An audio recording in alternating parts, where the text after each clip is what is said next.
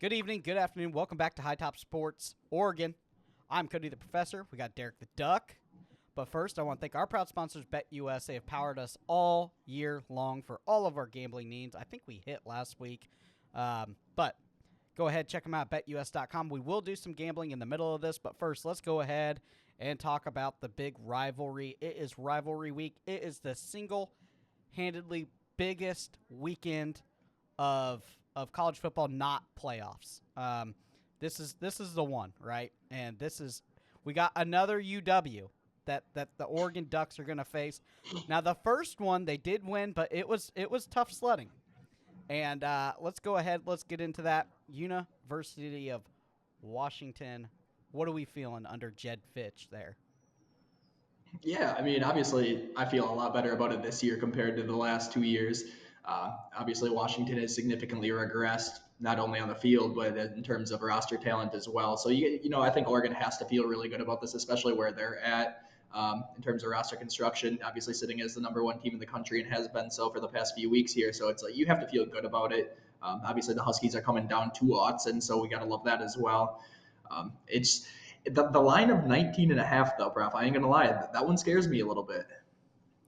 Yeah, I think you take that line, and it's not a hit on Oregon or anything. It's just these rivalry games seem to be weird. They play weird. You get a weird bounce here or there, a strip ball on the 2 yard line. Some odd stuff always happens in these games, right?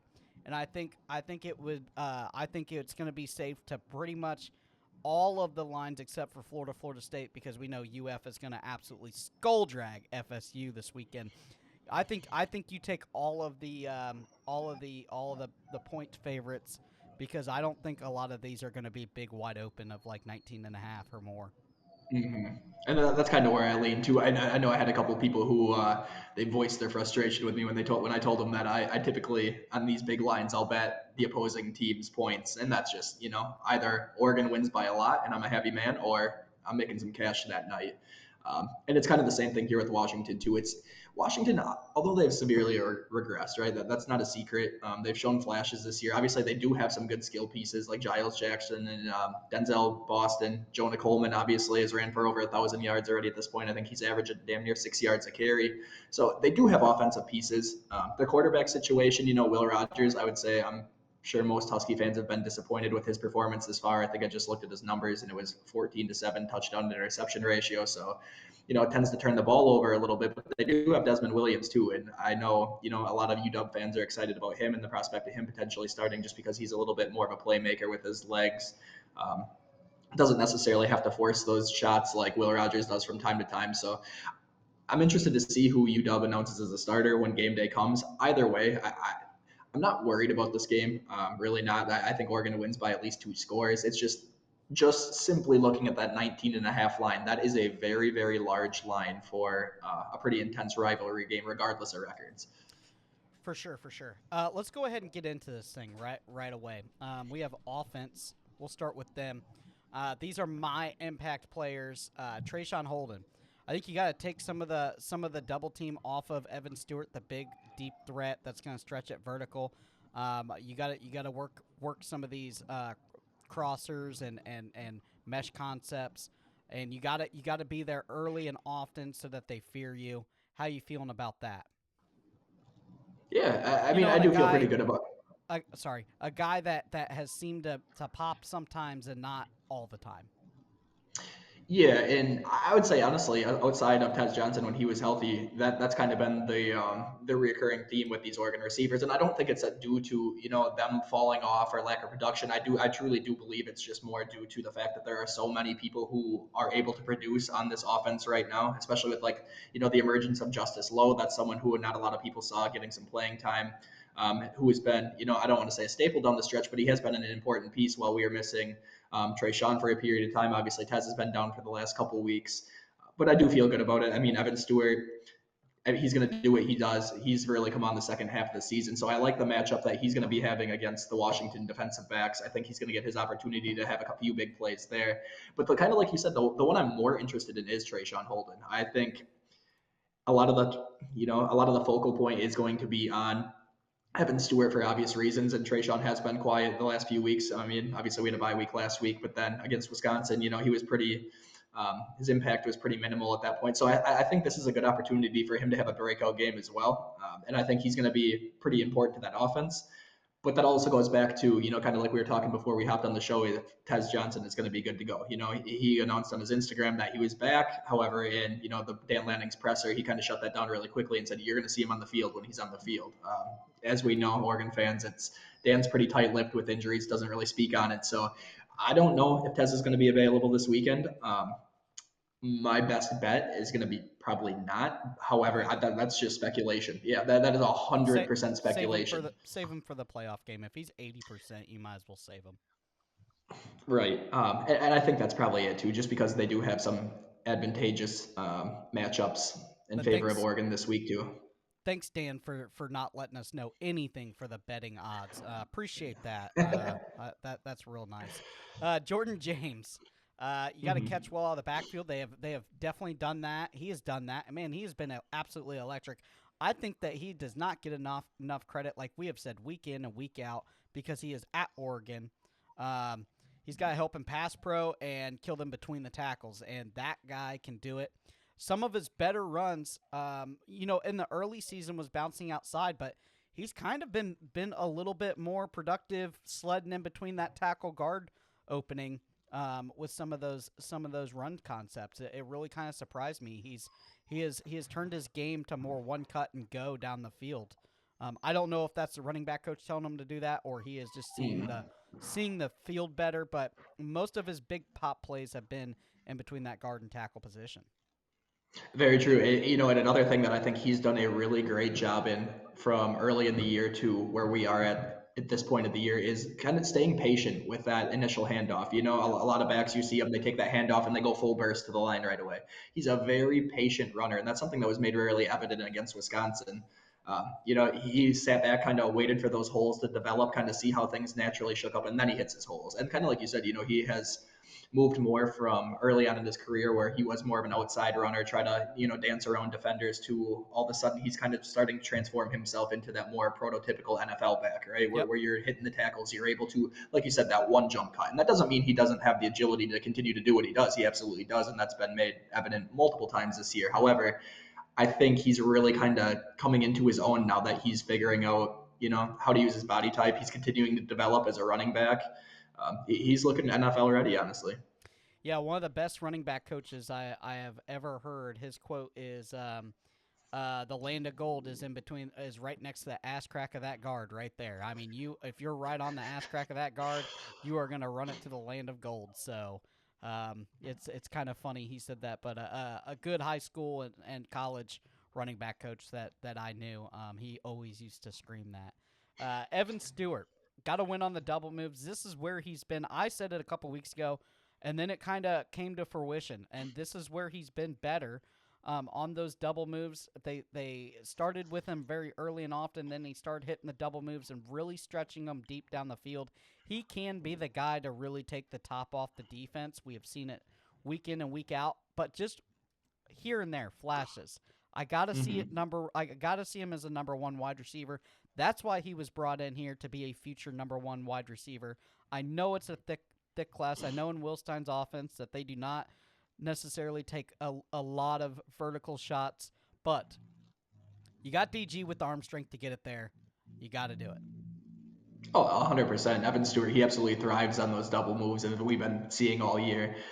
In the Wisconsin game, I thought it was interesting. In that first quarter, he had something like 7 targets in that first quarter right away, and a lot of them were these little, shallow crossers or, quick outs or whatever the case was. And obviously, down the right hash, there was a nice 35-yard play at one point, but he started to, transform that a little bit, where we think of Evan Stewart as strictly a deep burner type of guy. That Wisconsin game, especially early on, he was kind of able to show the range that he's able to have as a wide receiver. But to your point, I do think this weekend, I think they're going to try to stretch the field a little bit more. Oregon's wide receivers have an advantage over Washington's secondary. I think they're going to try to use it. You have a Heisman caliber quarterback. Got to be able to use it too. And it's one of those things where, you can't either you can't just stack the box for Jordan James, and you can't just play nickel the entire time, trying to mitigate the outside with Oregon. They're going to gash you one way or the other. So it's going to force Washington to be really balanced on defense as well, which is not necessarily something they've, thrived with this year. But I think you're right, and I think Evan Stewart's probably going to be the one that has the biggest offensive game in terms of the wide receiver room. But once again, it seems like it's a different hero every other week. So we'll just have to see how that one plays out on offense. Let's go ahead and go to defense. Kobe Savage. Stop the crossers and the flood concepts. That's what Jed Fitch is going to do. He's going to try to run the ball and then play action off of that. You got to help in the run game, the screen game. They're going to try to do that just to unmatch some of this this defensive line pressure that Oregon will get on Washington. And then open field tackling has got to be good every week. But Kobe Savage has made a couple giant plays, as I remember, tackle for losses and just big open field tackles that he comes slamming down from that position, that DB position, and makes in the run game. So got to keep that up against this Washington Huskies offense. Yeah, Kobe's been a name that we haven't heard a ton about this year, but once again, we talk about it all the time where if you're not hearing names in the secondary, it's typically a good thing.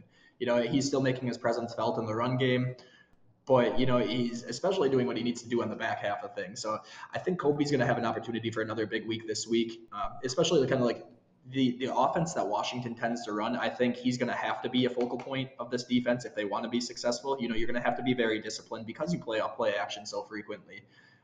But one thing that I'm thinking about that really bodes well for Oregon too is they just have such a plethora of those kind of what I would call a hybrid role, right? Some people call it the nickel role, some people call it whatever you want to call it, but the Brandon Johnsons and the Nico Reeds of the world. Yep.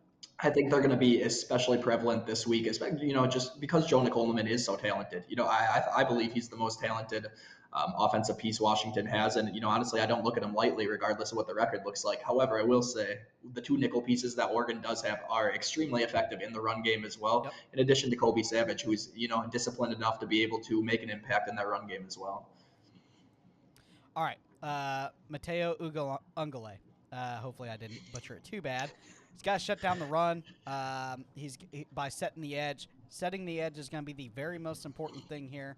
And then, obviously, pressure when they do go play action on the offense. Nothing that he hasn't not done this year. I think he's probably my breakout player of the year on that defense. Not a very well-known name at the beginning of the year, but has really flourished and starting to pick up some serious traction among some other bigger ESPN and them.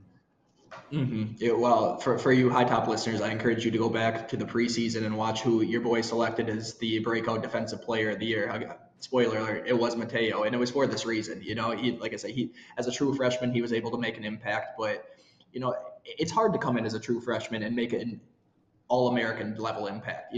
This year, what he's able to do is to kind of take that next step. And I still don't think he's at the full peak of his potential in college either. I think he's really coming into his own. He's being a major disruptor and has made his presence felt each and every week of the season so far. If Matteo isn't playing to the level that he has been to this point this year, Oregon might not be an undefeated team at this point. He has been that important in creating pressure, stabilizing the defensive line, making his presence felt in the run game. He really can do it all. He's very, very underrated in the national spotlight. I think it's somebody who, when it comes his time to hear his name in the NFL draft, though, I don't think he'll be a no-name person anymore. I'm pretty sure he's going to be a household name by that point. Oh, that's a fringe second rounder for sure, as long as he stays healthy. Bumping into first depending of how his body does develop. Some kids just grow and get big, and he might have to slide inside. But we just don't know.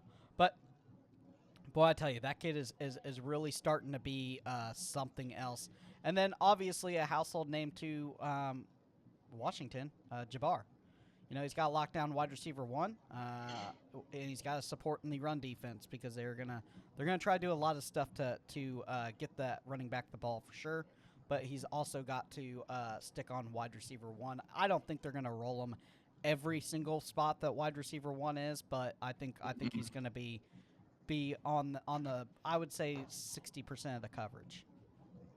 Yeah, well, I mean, just because UW, they don't really have that real one receiver. Yeah. Between Giles Jackson and Denzel Boston, like those are two very good wide receivers. I think Yep. both of them are approaching 600 some yards on the season. So I don't think it's going to be one of those things where they delegate him to a specific wide receiver because they feel like they need to lock him down, to that extent. I don't think that's going to be the case. I think that we're going to see him used in this very similar manner that we have the entire year. I mean, it really hasn't mattered who we played. He's kind of been used in a very similar role. But I am kind of excited to see the little chip on his shoulder. It's made a couple little snide comments, which you would expect after transferring out of a school. And I know the Husky fan base has been um, consistent in letting him know how they feel about his transferring to the premier program at the University of Oregon. Well, on the West So Coast now too. well, the whole West Coast. Shit ain't USC. USC's in a shamble. We're stealing recruits from them left and right. Yeah, but USC's in shame. I mean, UCLA's down, Utah's down, Washington's absolute ass. So I mean, Oregon's kind of that program out there. But I'm excited to see how he plays with that chip on his shoulder out there. I expect to see a little chippiness from both sides. I mean, obviously, being a rivalry game, but especially in that instance, he was such a key piece to that national championship run they had last year. And then you decide to go to the biggest possible rival they have. I'm really excited to see that one, but I think JaMarr, he's going to be also, a focal point of this defense. If he doesn't have a great day, I don't know if Oregon's going to have a great day, but if he's able to play to the level that we expect and he has been doing all year long, I think Oregon's going to be just fine. For sure. Let's go ahead. Let's do our picks right now at betus.com with the code YouTube150. You get 150% back on your first deposit, 125 on your second deposit, up to $2,000. That's YouTube code 150 with your first deposit 150% back, your second deposit 125. Let's go ahead and I was scrolling through and I saw this Miami Syracuse game and I saw 67 as the over.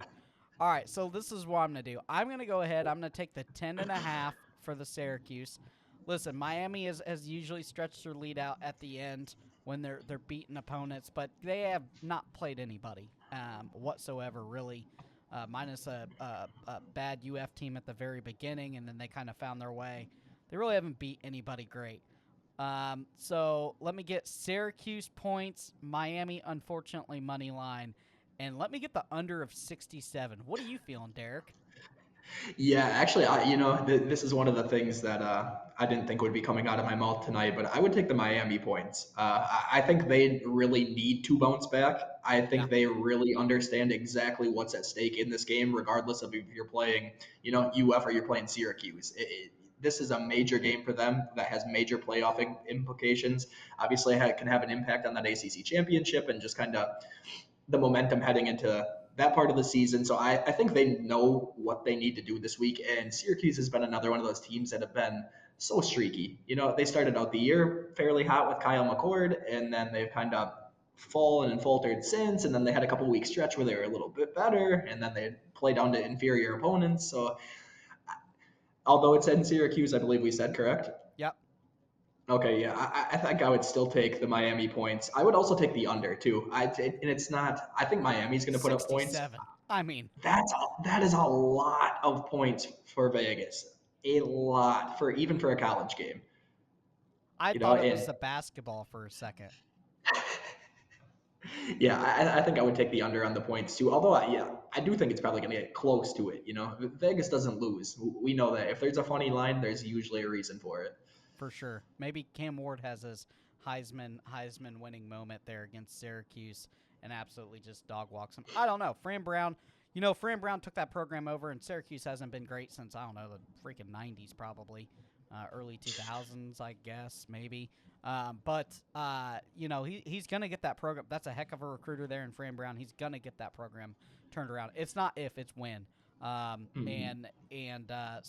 it may not be this year, but again, Miami has to win this game if they even want to sniff a playoff, because they do have one loss, I believe, in the ACC. So it's tough.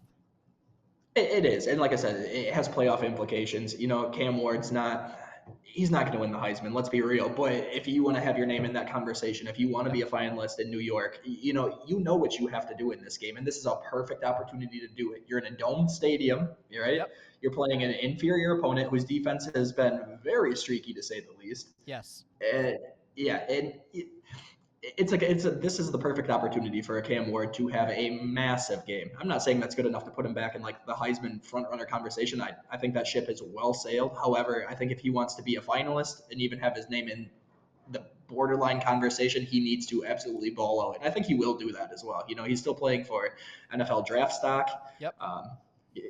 There's a lot at stake here for not only Cam Ward but the entire Miami Hurricane roster. But I will tell you this: Syracuse has just enough talent to beat you. And that's the thing. And I'm not discrediting them. They have a formidable quarterback. He's fine. They have a wonderful tight end. Like I said, the defense very streaky, but they show up sometimes. They've shown flashes. I mean, we can say that about any program almost every year, but that's the mere reality of the situation. But like you said, they're not bad enough where you can look at them and say, no, Miami's going to walk away with this one, and it's not even going to be close. It's, with Fran Brown, with an experienced quarterback like Kyle McCord, it could be a little bit closer than people think. I don't think it's going to be enough for Syracuse to win. If they play this matchup 10 times, I'm taking Miami 10 times. But what I am saying is I think this could be a little bit closer than people think. For sure. All right, so let's go ahead and get our Duck prediction right now. What are we feeling against the second UW that you've played in almost 3 weeks? Yeah, I mean, the first UW, first off, was just abysmal. All right, first off, your boy was very cold. Second of off, it was just a terrible performance, and I had to sit there for 3.5 quarters listening to the Wisconsin fans razz me, so that was fun. Bounce House gets wild, though.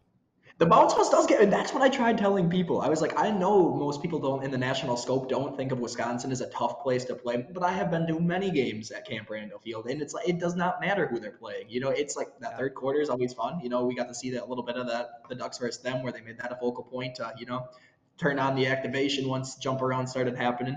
But the environment's overall tough. It was a sold out crowd. There were not a lot of seats open at all. Night game, right? They couldn't keep the Busch Light in stock, We know that's fair. I mean, we're in Wisconsin. You know what that is. But Wisconsin was coming off a bye week too, so they had 2 weeks to prepare for Oregon. They knew exactly what they wanted to do. They executed their game plan nearly flawlessly. I thought the Wisconsin defense was just, a 10 out of 10. I really don't think they could have played better. It was a phenomenal performance by that Wisconsin defense. And if Wisconsin has a formidable quarterback, even by a little bit, I think we're having a very different discussion right now. Yeah. But with that being said, I feel significantly better heading into this week. Dan Lanning is not letting these boys get ahead of themselves. Damn well after taking 3 consecutive losses and hearing how Dan can't beat UW, he wants this one just as bad as everybody in that building does. And he's not going to let them boys forget what they're playing for. So I think Oregon's they're going to take care of business, and I feel confident about it. My only skepticism is it is a rivalry game, so 19.5 points, it's a lot. I think they could cover it, absolutely. Really, should they cover it? Yeah, they should cover it as well. But like you said, anything happens in a rivalry game, and I'm just going to choose to play it a little safer. Yeah, I think I'm going to go 56-14 Oregon. I think they just go out and absolutely skull-drag and get all of those past 3 games of revenge all in once. I think Dan Lanning just tells Will Stein, listen, I don't give a shit if we're up by 21 at half. Keep dialing it up. Keep going with the deep shots. Listen, we're not dinking dunking on these guys. Let's just go ahead and go for the jugular and put them in their place. Mm-hmm. And that's kind of what I'm hoping for. I really hope they come out firing. And to your point, I do think regardless of what the score is, Oregon's going to make their hurt for the past couple of years felt. I think UW, this is the year where UW has to, just kind of accept what's coming to him. 56-14, though, that's a hefty margin. In my head, I was thinking a little more like 38-24. No. You've lost to them 3 times in a row. Nope, Lanning, you gotta sack up. If there's one time to sack up, you may be 1 out in the playoff. Guessing who you get, you don't know. Go ahead and just skull drag UW so you can cement the king of the West out there. I would love to. If there's one game that UW had circled on their schedule, though, you know which one it has been Yep, all year long, and you know it. The first week that Oregon was ranked #1, all of a sudden their ears perked up a little bit more, and then as the weeks progressed, you know they're hungry. You know they want it. They want to talk their shit. I just don't think they're good enough to do it. for sure. All right, guys, we're gonna go ahead wrap this thing up. This is your Duck versus second UW preview. The other UW, the University of Washington, one with a little bit less defensive firepower than Wisconsin, so you may be okay. I am Cody the Professor. We got Derek the Duck with High Top Sports Oregon. We will be doing a post-game show afterwards, kind of the synopsis of the game after you guys win that one, and then kind of looking forward into what it's going to look like for the rest of the year for you guys. All right, but we will see you later, and this video is powered by BetUS. Go ahead, check out betus.com for all your gambling needs. We will see you later.